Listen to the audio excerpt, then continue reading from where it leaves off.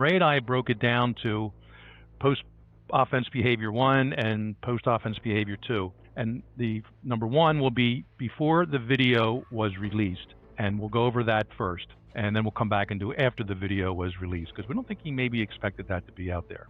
So now this is post-offense behavior. This is starting Sunday on February 2nd, that day, and really the whole that week, and certainly up to present time, but certainly the few days after the abduction itself. The perpetrator had altered behavioral activity. In fact, you could include the whole weekend of January 30th to February 2nd. The schedule, whatever schedule they kept in the past, was modified. He's more often in one place or less often in one place.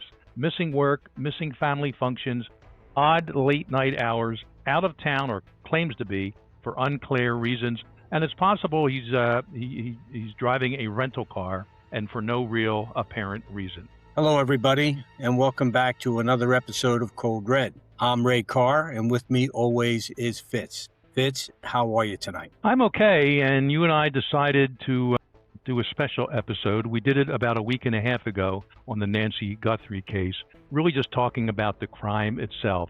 And it was kind of early, and of course, you and I are working on the outside, but we've had a lot more information since then, including a video. And you and I decided to put together not so much of a profile, you could maybe call it that, but more of behavioral characteristics of this offender. Law enforcement, for whatever reason, is not releasing this. So, Ray, we were going to do this in the Brown University shooting case back in December. The day we put it together, we were about to do this special episode.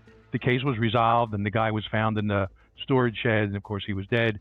So, case resolved in that way. Be nice if this thing is over before our assessment goes out there, but I don't think it's, whether it does or not, we're going to put this out. And I'm going to tell everybody you're going to hear a number of points. We're going to break it down to pre-offense behavior, post-offense behavior, and the person who, if there's more than one person, the main one is going to match these characteristics pretty darn closely. But it's not going to be necessarily every single part of a profile. From John Douglas, who kind of created profiling, on back, no profile is ever 100% perfect.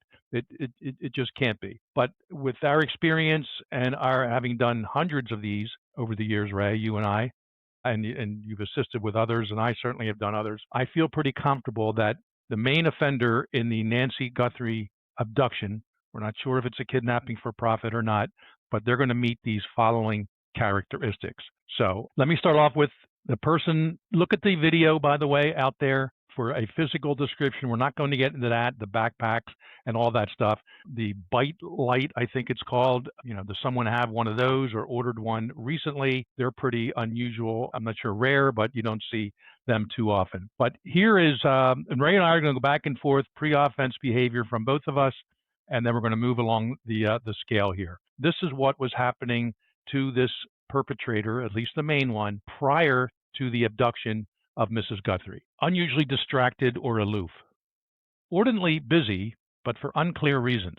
Self-absorbed, maybe more so than usual. More internet time with some specific type searches. Purchases of odd materials. Perhaps financial issues, real or perceived.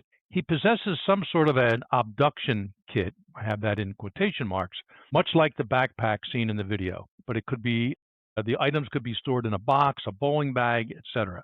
It contains tape, mask, restraints, rope, wire, tools, small flashlight, etc. He possibly obsessed with one or more female celebrities and or high-profile women. Ray, you have some ideas too. I do. And just listening to what you have said, the traits that you list suggests to me that the type of offender that we're looking at is a mission-oriented, fantasy-driven offender in this case. You did mention online searches. There's going to be a lot of those. I'm sure that these individuals practice routes and conducted surveillance. In other words, they did dry runs. There was a sudden interest in law enforcement procedures and how the media handles cases. Jim talked also about obtaining a kit, and in that kit would be tools and gloves and containers, the use of prepaid phones, burner emails, and the monitoring of social media posts. Obsessive with someone, that Jim said that also. Maybe Savannah. These are all things that Jim and I describe are behavior that's leaked. In other words, a lot of times you're seeing this, and we call it leakage, where people will leak behavior both in the pre-offense mode and in the post-offense mode. So know that this isn't something they do all the time, but that they leak this behavior and it becomes, and you look and you say, that's odd. That's not usual for them. And that's a key. And we'll talk more about that. Jim, throw it back to you. Yeah, just a few bullet points now for post-offense behavior. And Ray and I broke it down to post-offense behavior 1 and post-offense behavior 2. And the number 1 will be before the video was released. And we'll go over that first.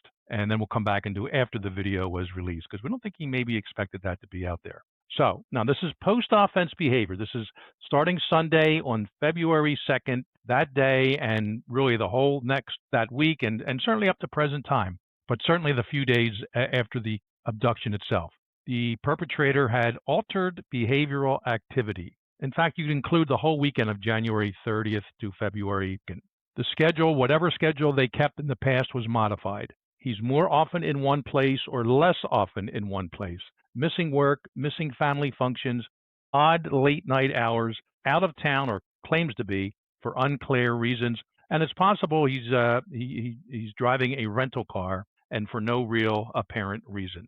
Ray? After conducting this horrendous act, there was a great experience of mental strain, stress on part of the offenders. They were probably having a hard time sleeping. You may have seen them consume more alcohol or maybe even imbibe and stimulants just to stay awake because they had to. You would probably have them being very loquacious. In other words, over-explaining their whereabouts or creating alibis when they weren't even asked. They're very hypervigilant towards police presence. Right after committing the act, when they got to their third period, one of the things is what they were doing is probably cleaning their vehicles repeatedly. They dispose of their bags, gloves, clothing in separate locations. And probably in their residence, you see a deep cleaning as they're trying to clean up before they move forward anywhere else. Jim? Yeah, so now let's go to the post-offense behavior after the video was released. And we think this person may not have expected this, whether they knew there was no subscription service at the Guthrie home or not to their Nest camera. This may have surprised them, and then they may have gone into sort of overdrive based on what Ray and I just explained. So this would now be a week after the kidnapping. Forget exactly when this video came out, but maybe around the 10th or the 9th or 10th of last week. But now all of a sudden the video is released. It's all over the internet and the news channels. This person becomes frenetic.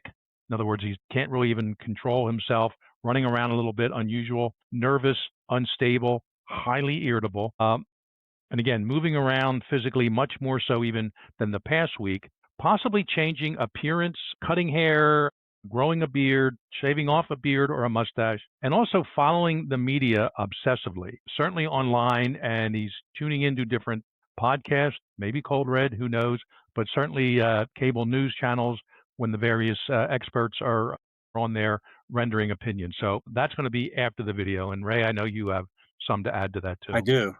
I think this is a critical phase because once there's a release of public information out there, evidence gets out, or they think it's evidence against them, it can trigger certain behaviors by the offender. Jim mentioned they're obsessive with viewing news segments, commentary, anything that talks about this case. They're always searching for case updates. They're monitoring Facebook groups and Reddit and other local forums that are discussing this, Twitter. We've found in the past that some of these offenders will subtly insert themselves into the investigation. How do they do that? They'll call the tip lines with misleading information. Sometimes they discuss the case with others to assess or gauge reactions. So this is a critical phase, especially after some things start coming out. And then you'll see it die down. But every time a new piece of information comes out, it increases their behavior, and there's an escalation in their behavior. Yeah, and I think, Ray, why don't you mention some of the recent purchases? We kind of covered them, but let's just emphasize them again. I just want to kind of wrapping this thing up, and I know law enforcement is probably doing this, but some of the things that they should be looking at is recent purchases, not just of the backpack or of that coat or of gloves, but look for restraints, rope, duct tape, mask, flashlights, even that bite light, gloves, prepaid phone cards, rental vehicle. Was there any rental vehicles that on or around within 30 days of the event occurring? Were there records for someone rented a vehicle?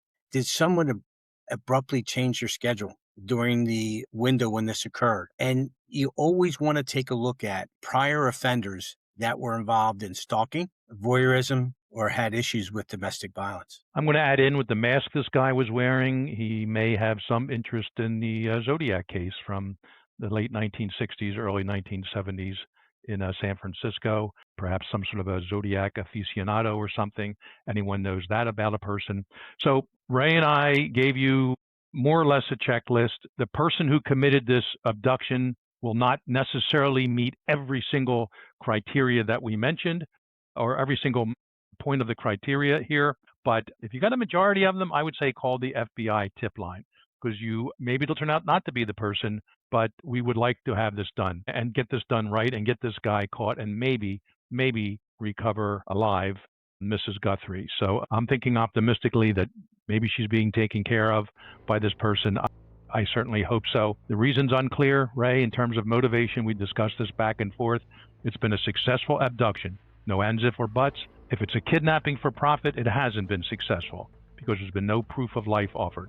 So maybe that was never the intention of this person. We don't know. But the factors we just listed here, folks, if you recognize anyone in your life, ex-husband, boyfriend, neighbor, son, father, look at the video again, call the FBI tip line and give this information, and you'll be helping this case. Don't worry about if it's turned out not to be the right person. You're still doing the right thing by making the call. Ray, final words? Yeah, and Jim has already mentioned this, and I want to say this again. The caveat here is that the behavioral characteristics that we gave you, not every single person or every characteristic is going to be present. But the more of these characteristics that you observe, the more likely it is that this individual may have been involved in this. And the more of these you see, if you get a feeling, and it just has to be a feeling, you don't have to prove it. That's law enforcement's job. Just call the tip line, 1-800-TIP-FBI. And trust me, the FBI and law enforcement will jump all over your call and try and prove or disprove the information. That's their job. Let them do their job. Help them. They need it. And as a bonus, you can get yourself $100,000 in helping resolve this case. So thanks for that, Ray, everyone. I hope you hear this and take it for what it's worth and look around you, even people from, a month or so ago that had some of these characteristics, and call that tip line that Ray mentioned. And this will be on our website if you want to look it up, which is, of course, redpodcast.com. So everybody, thanks for their listening and or watching this sort of special episode of Cold Red. Thanks to our producers, Matt McLaughlin, Matt Robinson, music coordinator, Rick Schilling.